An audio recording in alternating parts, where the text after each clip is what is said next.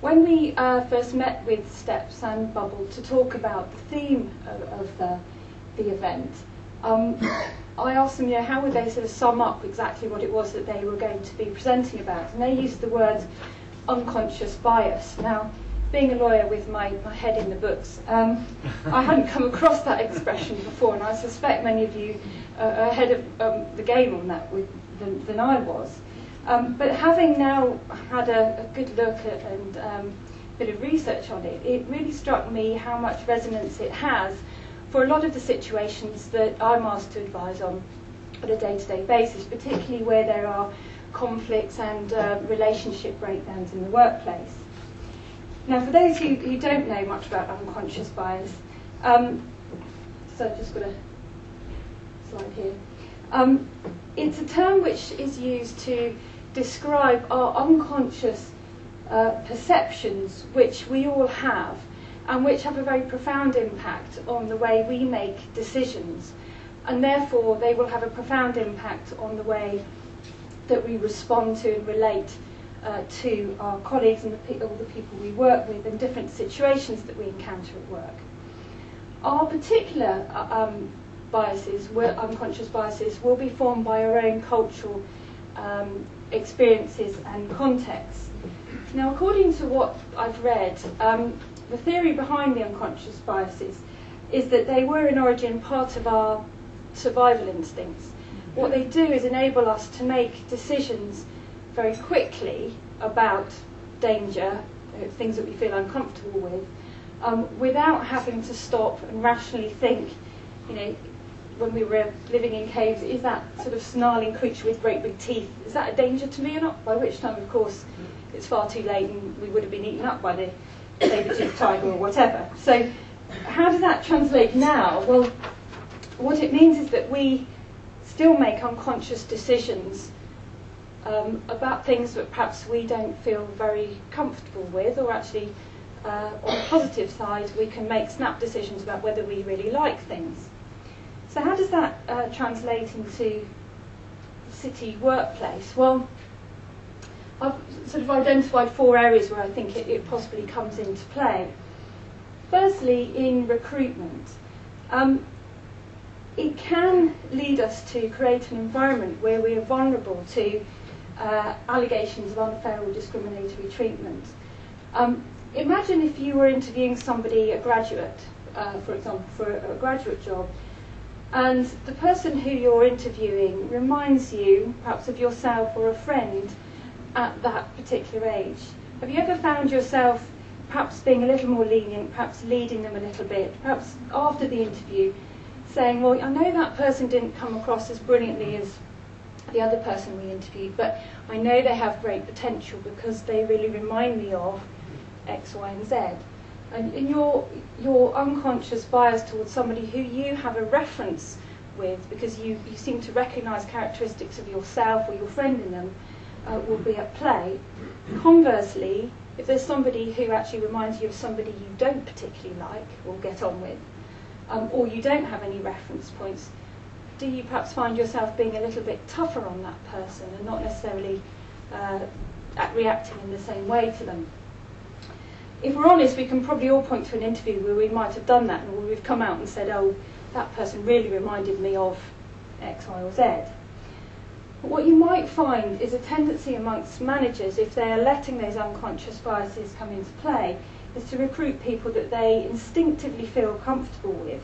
And they may be people who have very similar characteristics. So what you can get is teams that are populated by people who are all very similar. Now, sometimes, of course, teams like that can be incredibly successful, but people who are not quite in the norm may start to feel very excluded. I think where I've seen this come into play in the city environment is where perhaps you've got a star MD just been recruited with a remit to expand a team, and you find that what they're doing is example I had was a French managing director, and so all the new recruits seemed to be French, and of course the people who weren't French were sitting there saying, well, everyone's talking in French in the workplace now, I'm starting to feel a bit excluded. And what you can see is that people start to, if they feel that favouritism is existing, will start to attribute management decisions that they don't like to the fact that they're not conforming to that particular stereotype. And you can start to see that we may be in the realms of accusations of discrimination. Our unconscious bias may also cause us to perpetuate stereotypes. For example, imagine you have a manager who has an unconscious bias that means he perceives young black men as being lazy. That manager may tend to manage young black males within the team in a different way to other people. For example, Asian youths who say, oh, well, Asian youths always have such good work ethic, or Germans, they're very efficient. The way that is managed, that person's going to manage them might be different because of their unconscious bias against those people. Now, if somebody's being micromanaged, they may become frustrated and they may lack motivation. And what that does is play into the stereotype that this person has. And in fact, what's happening is that person isn't being managed in an effective way, in a way that brings out the best in them. It can also, unconscious bias, create a conflict between what we believe to be, consciously and rationally believe to be, the right thing to do as an organisation, as opposed to our subconscious concerns about things. And one area where I think this can come into play is around flexible working, because many organisations outwardly appear to promote flexible working. They have policies to encourage it. They have support networks within their workforce to help people who work flexibly, part-time, for example. But it's quite difficult often to overcome the subconscious fear and mistrust of flexible working that many line managers feel. It's subconscious. They feel that people are not going to be productive. They're not as committed. I don't think that it really works in my particular team. And when it comes to the crunch, it's often the unconscious bias which wins on a case-by-case basis. Now, sometimes, of course, there's very good reasons why flexible working doesn't work in particular cases. But maybe if we're very critical about it, that is it because people just have those subconscious biases and therefore it's stopping them thinking creatively and having a lot of trust in giving the flexible working a bit of a go. Finally, it means we may not engage with or manage employees as effectively as we might. I'm not going to say too much on that because that's what the presentation is going to be focusing on. So how does unconscious bias play out from a legal perspective? Because surely if we don't even know that we have these biases ourselves, how can they present a legal risk? How is a tribunal going to know what's in our mind when we don't even know ourselves? And how can we possibly subconsciously discriminate? Well, firstly, as we all know, you don't need to intend to discriminate to be liable for discrimination. And so on the one hand, unconscious motives for discriminatory treatment might be said to be irrelevant. But I think where they come into play is in connection with the tribunal's ability to draw an inference that discrimination has occurred.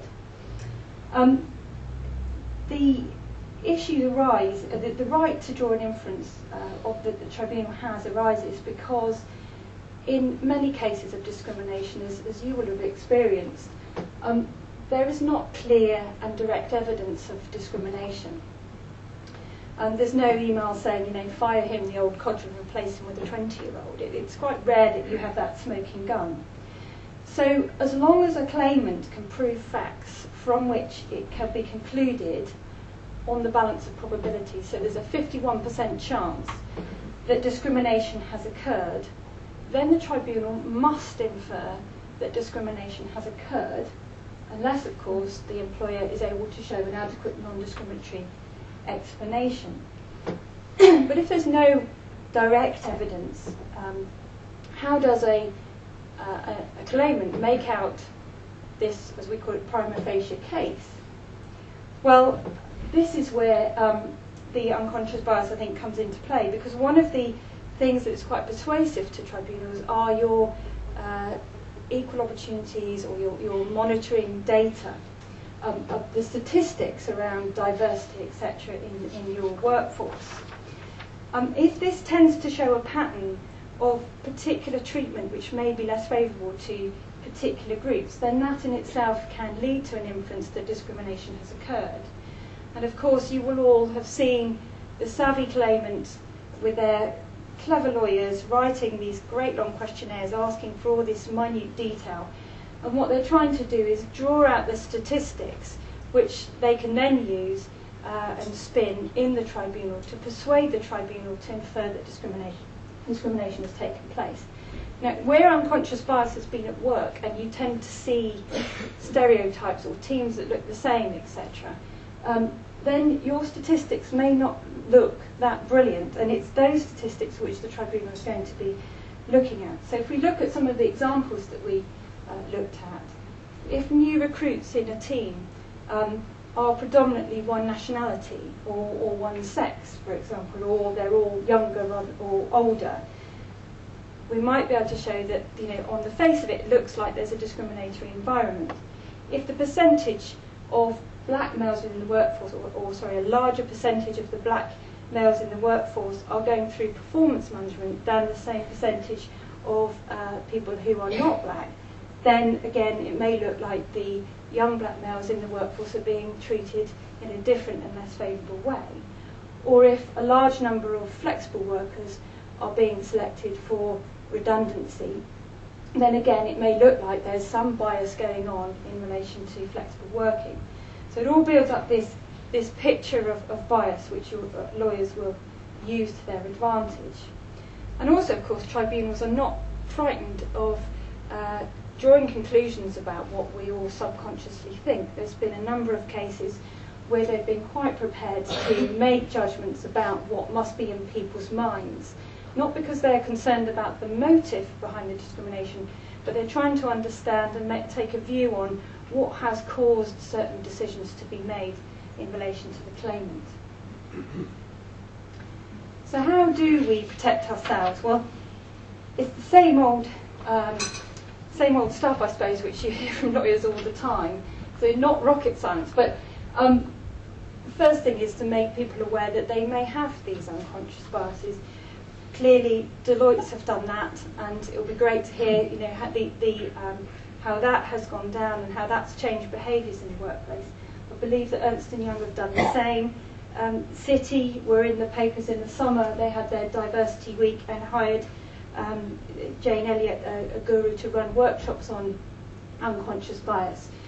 Some of this isn't always going to be comfortable for people to hear, but it may make a difference to the way that they are making decisions and becoming more self-critical about them.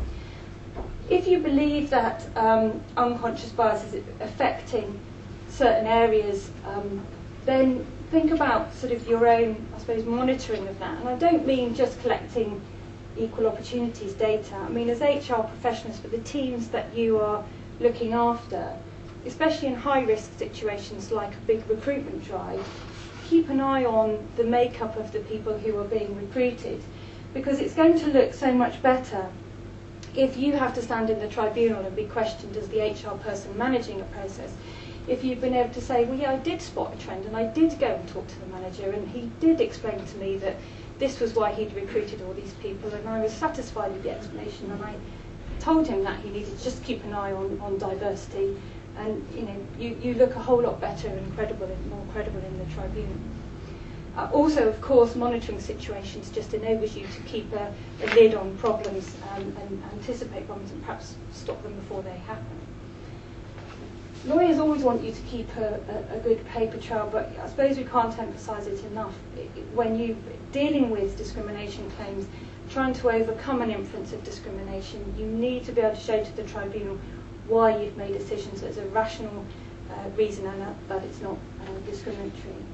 And I think as HR people, managers, it's incumbent on us all to be proactive and challenging to the line management who are making decisions, and not be afraid to stick your hand up if you think that there may be some unconscious bias going on in the workplace, because again it is a way of heading off problems before they get out of hand.